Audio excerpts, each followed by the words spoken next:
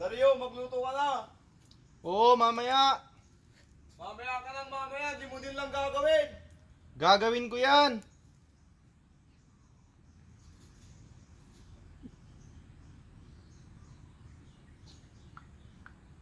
Ano Dario, nakapagluto ka na ba? Kalimutan ko. Yun na nga ba sinasabi ko eh, puro mamaya. Kaya na lang. Pupuntahan pa ako. Magdidate kami ng mami ko. Ayan, puro ka lang di. Pero pag gawain bahay, wala kang nagagawa. Sus, dahil pang sinasabi.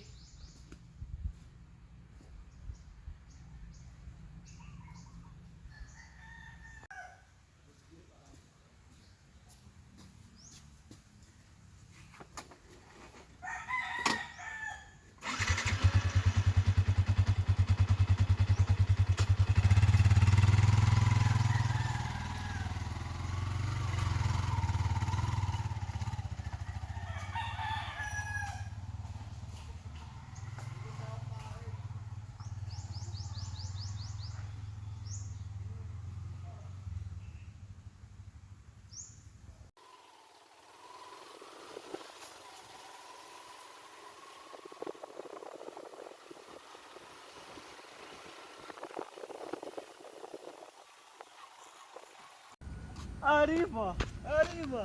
Arriba! Hoy pare, saan ka punta? Mi senyor! Hoy, pare!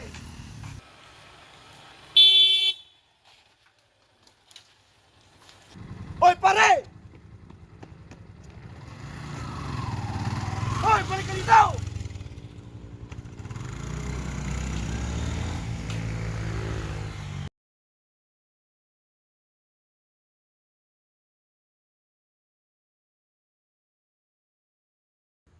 You are under arrest of crime, reckless imprudence resulting in homicide. You have the right to remain silent. Anything you say can and will be used against you in a court of law. You have the right to talk to a lawyer and have him present with you while you are being questioned. If you cannot afford to hire a lawyer, one will be appointed to represent you before any questioning if you wish.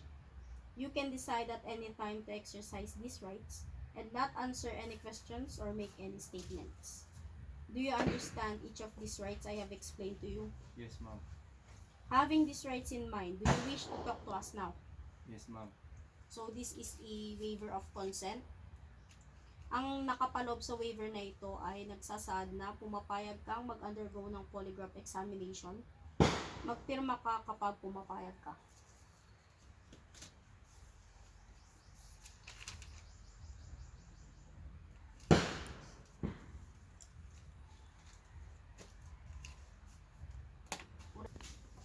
Pwede po bang tanggalin yung accessories niyo po?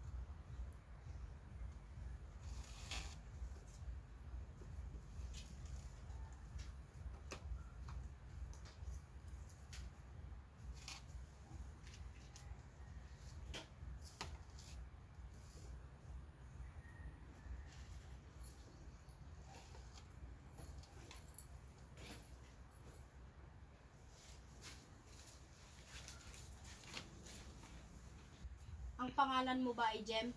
Opo. Kailan ang birthday mo? January 6, 2001 po. Sa pagitan ng alauna hanggang alas 2, December 5, 2024, ginamit mo ba yung motor na color blue na sniper? Opo. Kasal ka na ba? Hindi pa po. Ikaw ba yung nakabangga kay Mr. Marquez? Opo, pero hindi ko po sinasadya. Nakabangga ka na ba noon? Hindi pa po. Marunong ka ba magbasa? Opo. Yung driver's license na nahulog malapit sa katawan ni Mr. Marquez ay pag-aari mo ba? Opo, sa akin po. Kilala mo ba kung sino ang nakabangga kay Mr. Marquez? Ako po, pero hindi ko po sinasadyang mabangga. Sa pagmumotor mo nung mga nakaraan, may nabangga ka pa ba? Wala po. Yun lamang, doon nagtatapos ang ating examination. Salamat sa iyong kooperasyon.